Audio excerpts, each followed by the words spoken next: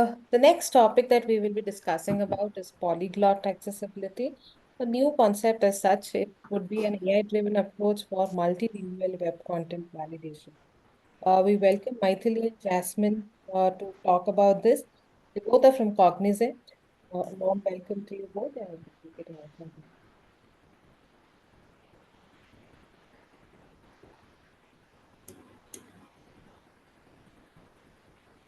Yes, Maithili and Jasmine, over to you. Thank you. Thanks for the introduction. A very pleasant good evening, everyone. We are delighted to have you all with us today. I'm Jasmine, and this is Maithili. We are representing from Cognizant, and we are specialized into accessibility testing. Our primary role is to ensure that all the digital products are accessible to users, those with disabilities as well. So, today we are excited to present our topic polyglot accessibility, an AI driven approach for validating multilingual web content towards all the websites and digital spaces. We chose this topic because we want to ensure that accessibility is not only about meeting the compliance requirement, but it is also a fundamental right for the users, especially those who are relying with the assistive technologies. So, by leveraging AI driven approach into the accessibility testing, we can see a significant efficiency of improving accessibility testing. So, we are looking forward to sharing our insights and innovative solutions with you today.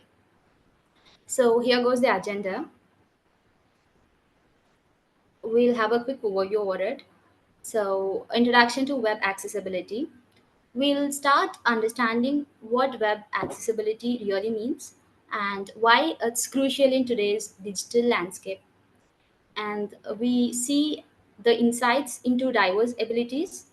We'll explore how unique needs of users with diverse abilities and highlighting the importance of inclusive design of web pages and how we can enhance the accessibility testing. This is very much important. Well, discussing how accessibility testing plays a very important role is ensuring that digital inclusivity and opportunities to improve is very much effective. And then we look into the challenges. We'll identify the common challenges faced in achieving comprehensive accessibility compliance. Then we'll be looking into the proposed system. I'll introduce the proposed system that aims to address those challenges very much effectively. We'll see the implementation through the technical approach and workflow to bring this system into the life. And finally, we see into the benefits where we'll highlight the tangible outcomes of advantages of this proposed system which we are implementing. And concluding this, we'll summarize that a key takeaways and discuss the way forward that how accessibility in digital space is very much important. So let's get started. Firstly, introducing to web accessibility. We'll see, like imagine we are trying to read a important article on a website, but the text is very small and blurry, or you are not able to click uh, a button because it is out of your reach due to issues like motor issues or something.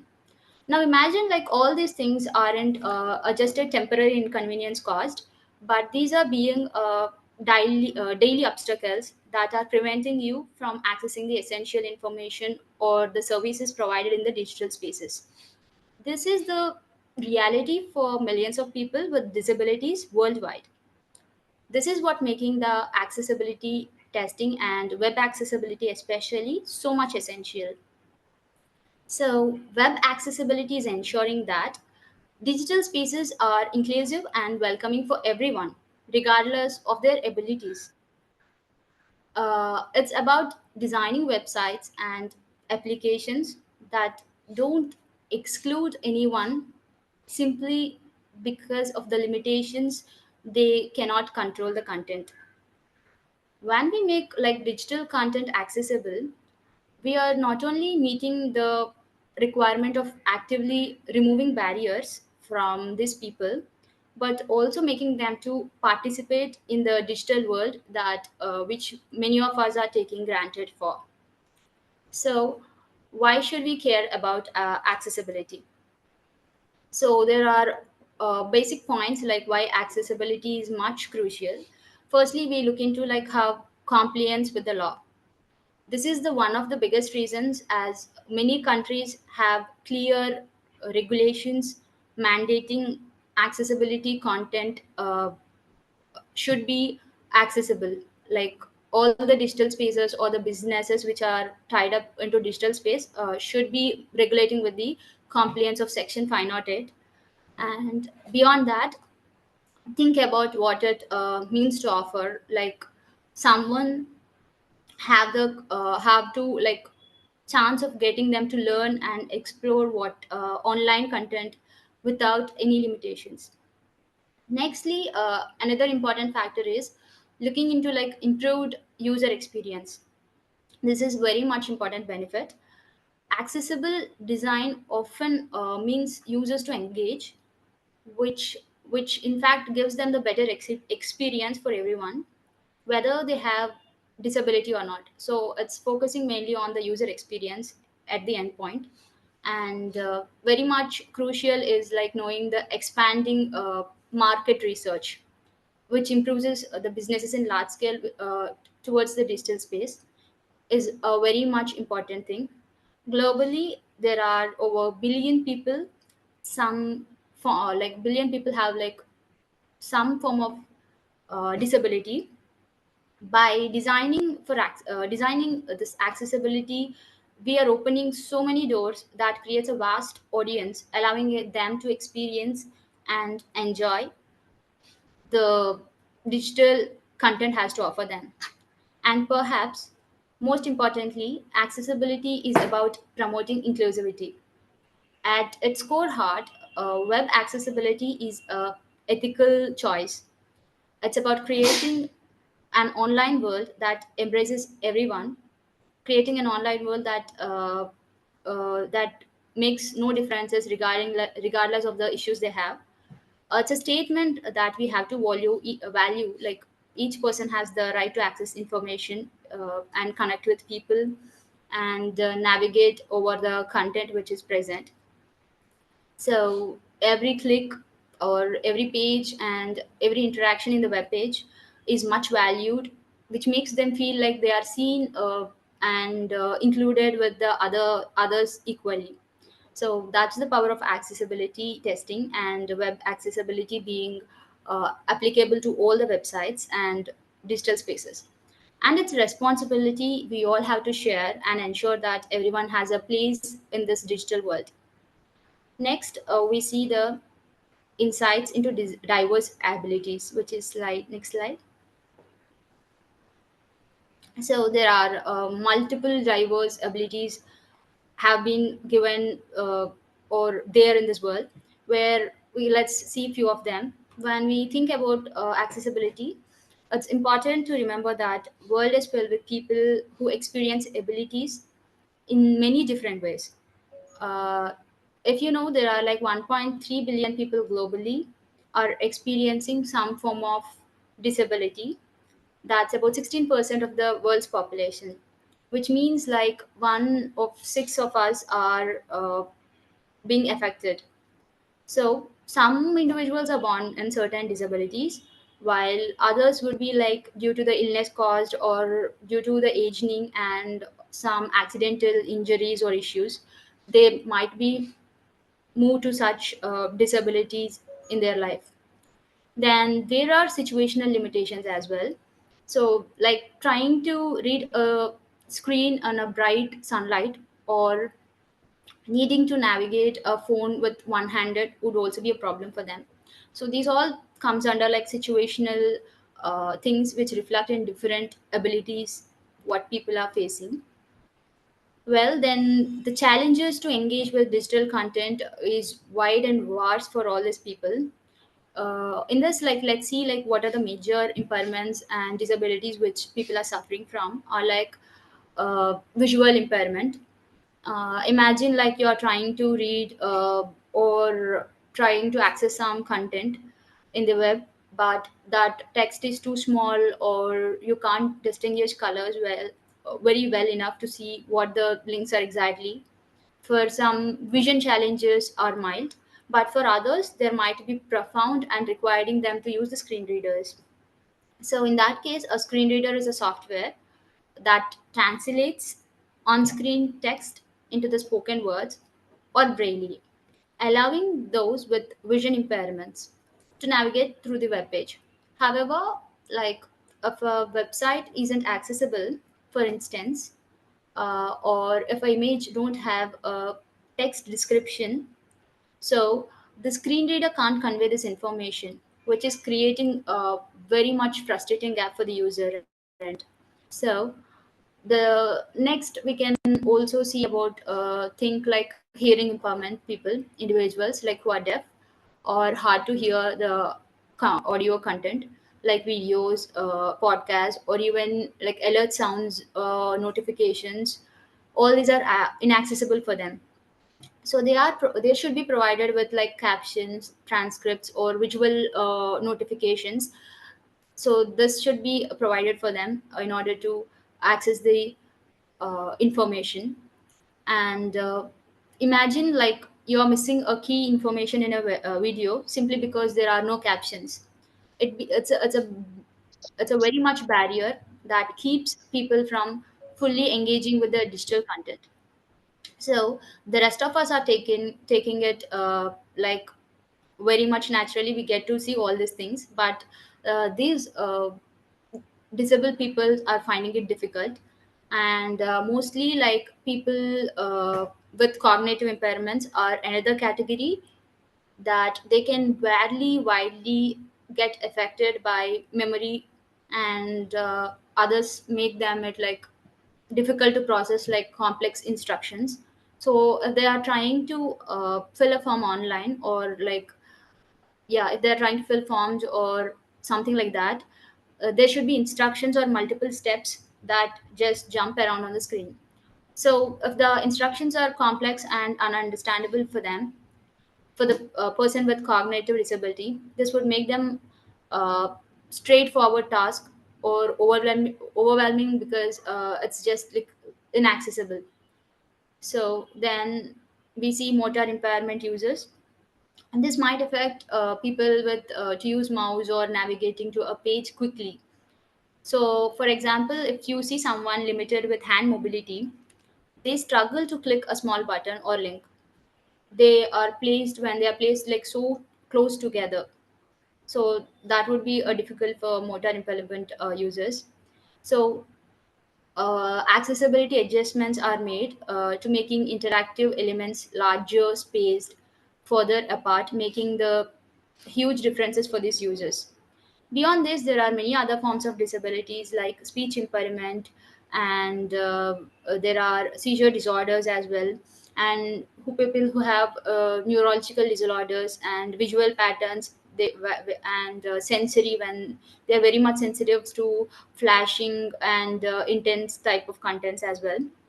Each of these experiences is unique, but the goal of accessibility is the same: to create a digital environment where everyone feels so much welcomed, empowered, and able to be engaged without limitations. Designing with these diverse abilities and a mind is not only considerable, but it's also an essential step which makes the world too much into a inclusive digital future. This is the ultimate goal of accessibility itself. When we like try to build empathy for others experiences, we remind ourselves with accessibility isn't just a requirement, but it's the responsibility to make a web place everyone as their belonging. So next slide. uh, Here, let's take a moment and step into the world of differently abled individuals and understand how they interact with digital platforms using a video. As you watch, like pay attention to the challenges they face when they aren't able to uh, design platforms, are not into inclusively designed, like missing captions, complex layouts, which we have discussed earlier, or unlabeled buttons. These barriers can make digital experience even more frustrating and even not possible for them to access. This video reminds us why accessibility matters, and it's not just about compliance, it's just the empowerment, giving everyone the ability to learn, work, and connect in the digital age. Let's watch and gain some insights into their experience so we can design with empathy and purpose.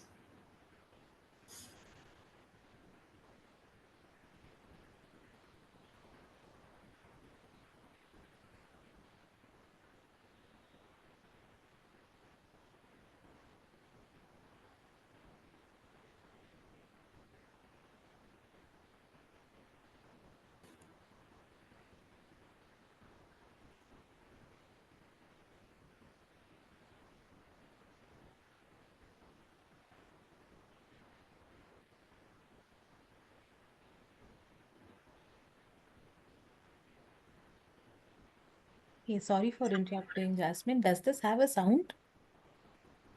Yeah, I do have one second. When while you're sharing, can you also click on share sound? Yeah, sure. You can reshare the entire thing. Okay. Yeah.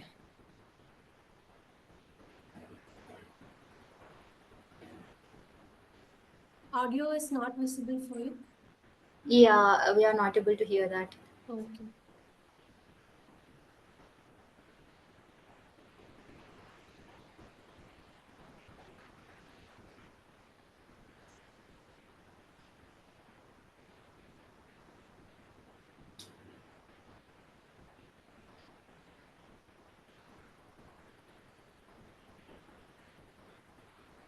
Digital information has become Yeah, indispensable now for we all can of hear. us, including the more than 7 million Americans with impaired vision.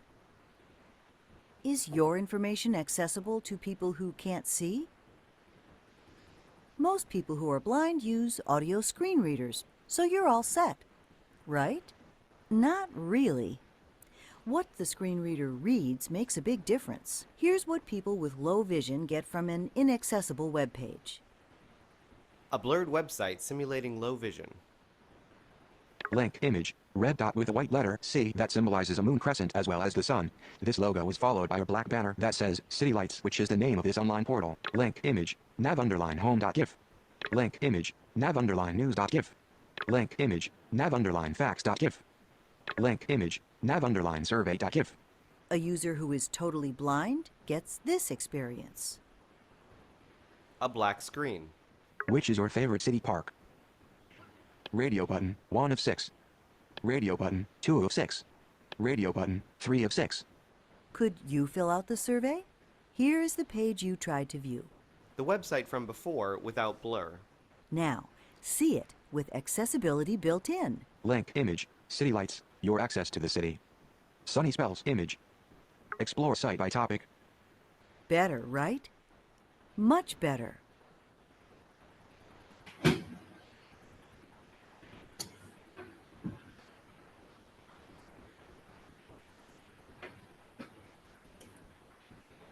Thank you for watching that video. It really provided an insightful look like how differently abled individuals experience the web pages. For individuals with low vision, the web page appeared completely blurred.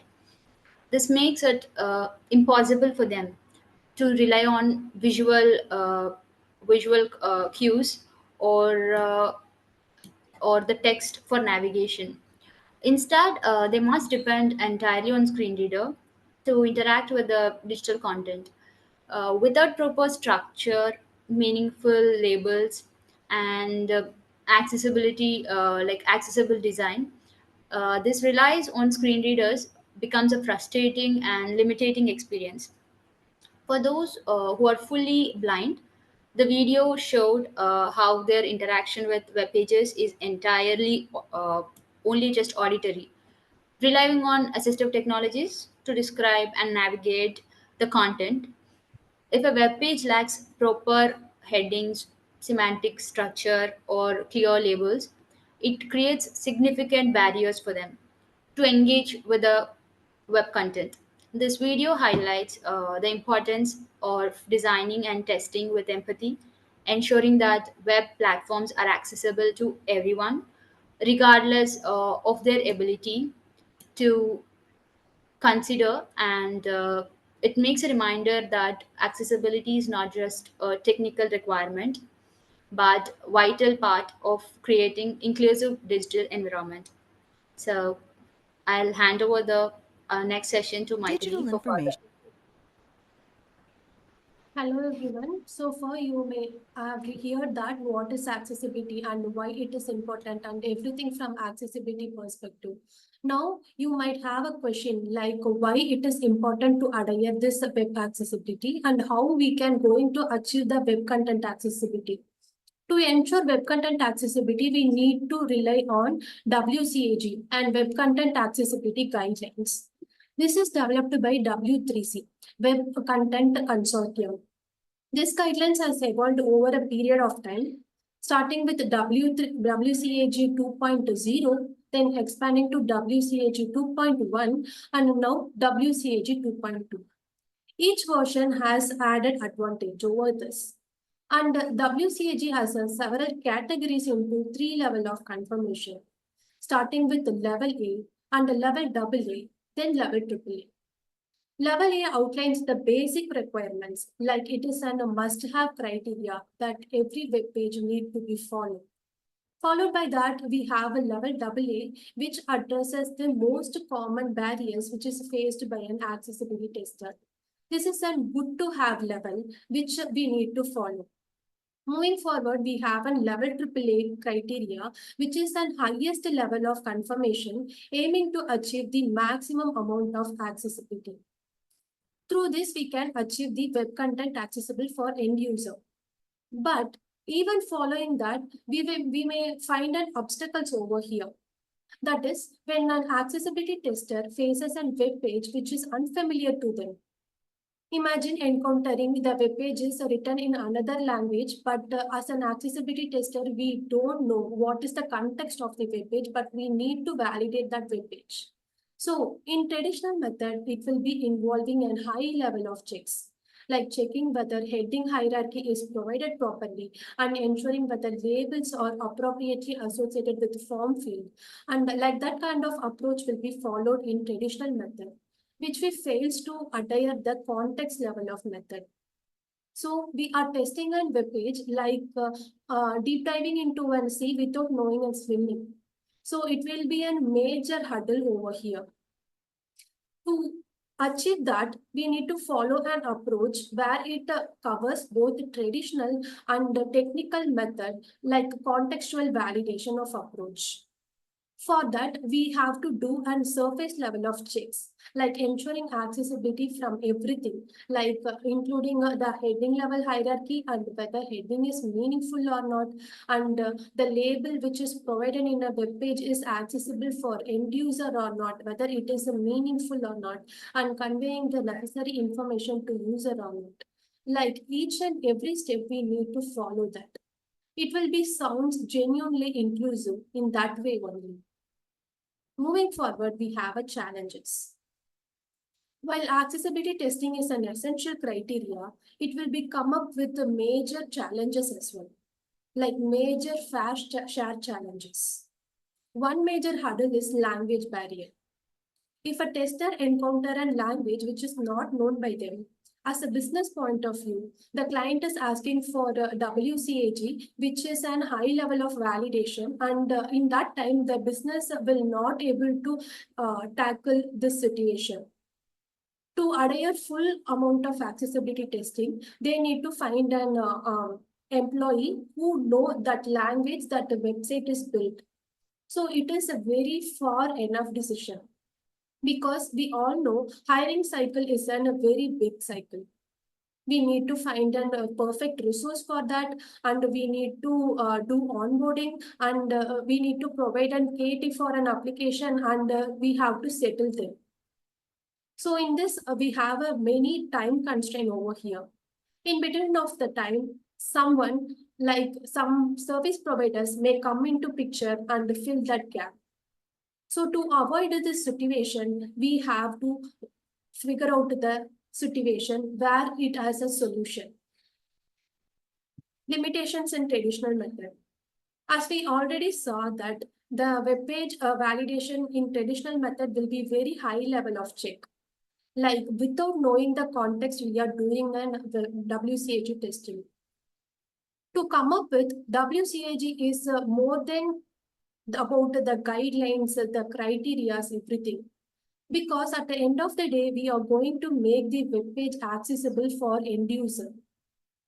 In this scenario, we need to think beyond that. So when accessibility tester encounter a web page, they need to think like this. So as a visually impaired people, they will think how they will pursue the web page, how they will see this button, how they will see this link, how it will be carried out to the end user. So we need to think beyond the issues. So in this perspective, it will be not possible in traditional method. So we need to find a method which is far enough and different. Finally, validating multilingual content. So every web page, like every tools and technologies, assistive tools is not adhered to multilingual web content validation because they will be in a unique way that they will be conveyed in only one language like English. So they will not support other language. So this also a major fallback over here. This challenges reminds us accessibility testing isn't about just ticking a text box. It is a more beyond that. It is truly serving that employs all users regardless of language barrier is very important. Moving on, we have a proposed system. In our proposed system, our system will start by scanning the web scan. It is like scanning the web from top to bottom, like header to footer, everything. And then we have a language detection where the web page language is detected by our system. The web page may have multiple languages. All of this will be identified in this web content translation engine. So the web content is translated to the language which is known by the WCAG tester. For example, the web page is given in Spanish, then this automation will change the language of the web page to English, which is known by the accessibility tester. And moving further, we have AI-based screen reader stimulation. This will be given because we need to verify the output which is given to the end user. So real-time AI-based simulator will act as a screen reader over here. Finally, we have an AI report generator. In this, we will be having insights and the findings of the issues which we have identified. Through this AI report generator, we need to proceed further to giving the reports to developers and they need to fix the issues and this cycle will complete once the issues are resolved. Moving to implementation. So as we already saw, our initial scanning will begin as a first step. We are utilizing a predefined condition over here. In market, we have a many number of website scanning platforms. For example, we can use Axcode and Web API to utilize the scanning of web page. This web scanning involves from header to footer. For example, a web page has headings, landmarks, links, buttons, and form fields. Why not? There will be images and the videos. Everything will be scanned in this process. So we have a consolidated web scanning where it will talk about what is in the web page. By taking this as an input, we are moving further to language detection. So coming to language detection, the web page can have multiple language. Using natural language processing, NLP, we are going to use a fast text approach to identify the language of the web page. Why we are using fast text means it will be covering more number of languages compared to other platform. It will be identifying primary, secondary, and tertiary languages in the web page. For an instance, a web page is developed fully in Spanish. Like the most of the content is given in Spanish means that will be considered as a primary language. And moving forward, we will be having an secondary language. Secondary language means, for example, some paragraph content only given in English, then it will be considered as a secondary language. And even more, if another links or buttons are given in another language, then it will be considered as a tertiary language. So here we are identifying every language given in a web page using this language detection criteria. By utilizing this input, we are moving forward with web content translation. To bridge the gap with the language barriers, we are translating the web page into the language known by the web content testers. For this, again, we are utilizing natural language processing NLP, and we are utilizing MarianMT to do that. Why? Because it will be more accurate compared to others. And then we will be translating the entire web page from top to bottom to the language which is known by the accessibility tester. Furthermore, we have a WCAG validation, which is WCAG validation. So now the web page is moved to that language which is known by the tester. Obviously, we can able to proceed WCAG validation. Here, if a client is asked for WCAG 2.2 and level AA criteria means, the WCAG tester can able to do that. And they will be having consolidated report about all the issues and the findings of that. Now, the automation part come into picture. It will be starting with the screen reader stimulation. For all automation part, again, we will be using natural language processing. For screen reader stimulation, it is an heart of our system. Why we are going to do that, the screen reader stimulation, web crawling, and the speech output analysis? Because we are going to think as an end user perspective. If an end user reaches this web page, then how they will going to perceive the web page? They will obviously using screen reader or keyboard navigation for visual and motor impaired people mainly. So in this situation, we need to think how they will navigate the web page. For that reason, we are going to use these procedures. Screen reader stimulation will take place like the real screen reader will act. We are mimicking that. Regardless of the language barrier, it will be act as a universal standard of screen reader stimulation. So coming to screen reader, we will be having multiple language in the world. Like each has a similar reading order. Some may be vertically written, some may be horizontally written, and few may be top to bottom written. So we will be covering the entire thing in this automation part. Moving further, we will be having web crawling. Once the screen reader is stimulated, we are going to replicate the end user experience over here. Like visually impaired people will mostly use screen reader for navigating the web page. And coming to motor impaired people, they will be using keyboard to navigate the web page. We are covering both of the scenario over here. How we are going to do that? Firstly, we will be navigating the web page using tab key. So user will be navigating tab key to interact with the interactive elements. Interactive elements means buttons, form field, links, those the user input is required. Moving further, we will be having arrow key navigation. This will be used like the web page will be crawled in arrow key, and this is the main purpose is like navigating the non-interactive elements like text content. In this scenario, we will be covering both interactive and non-interactive, but mainly focus on non-interactive elements. So in this step, we are covering how the end user will use and how we are replicating that. Moving forward, speech output analysis. In this step, we are going to capture the speech which is given by the screen reader. As we already saw, screen reader is an text-to-speech converter. Whatever is existing in a page, it will be read out in a screen reader. For example, if we have this text web page, then while navigating using arrow key, screen reader will announce it as web page.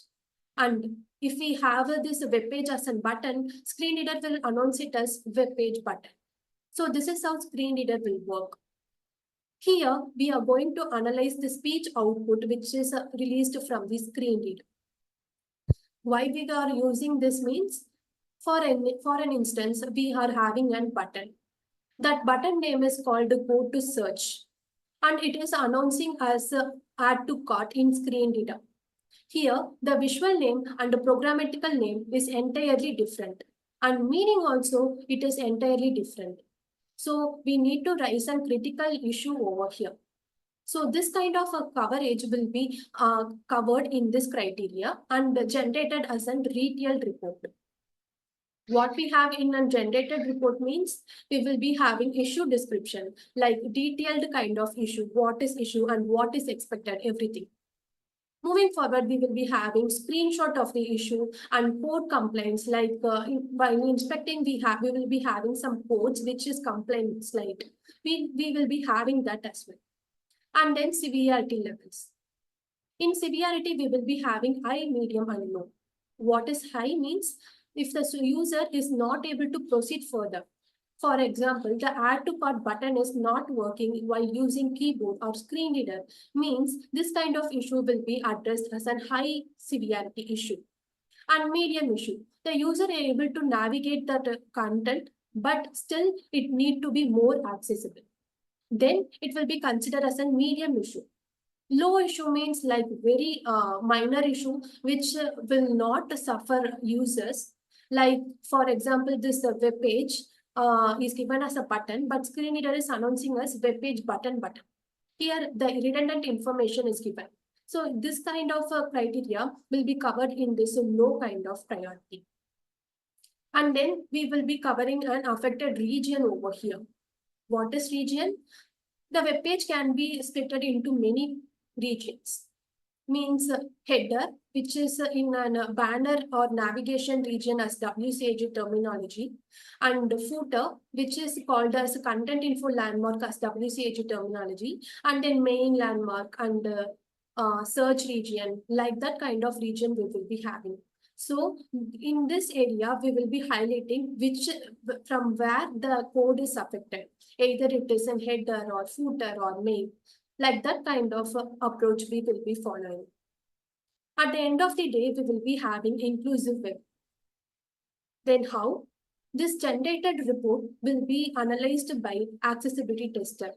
We will be having both manual validation by the accessibility tester and we will be having automation results as well. We are going to consolidate it and giving the bugs to the developers. Based on the issues, they might fix the issue and moving us further for retesting or regression. This process will be continued once the entire thing is done, like web page is completely accessible for end user. Moving on to benefits. Our innovation system brings many benefits to achieve more accessible testing. Inclusive global reach. With this system, we can ensure that accessibility is bringing to next level. Regardless of language barrier, we are going to make an inclusive environment. So furthermore, we don't have to complain like there is a language barrier, so we can't able to give inclusivity over here. Multilingual mastery. So our system is translating the web page into the language which is known by the accessibility tester. Using this, they can achieve an accessibility to a next level. Increased market reach. For an instance, let's take a web page which is A and web page B. As a visual impaired people, for example, I'm going to navigate website A and trying to perform an action called add to cart. So in website A, that functionality is not working for me. That is not keyboard operable for me. In that kind of situation, of course, I will hesitate to reach and help for this simple step. So I will be moving to website B. There I perform the same action, but there it is operable. So as an end user, I will be thinking they are going to give an importance for me, so I will be a loyal customer for them. In this case, we are increasing the revenue and we are reaching the customer and giving more inclusivity towards the end. Enhanced accessibility testing. We are going to automate translation and web page scrolling, screen reader analysis, and detailed report. Using this, we are going to enhance the accessibility testing. Compared to traditional method, we will be having more coverage in this method. So ultimately, we are ticking the accessibility requirement as well. Moving to conclusion.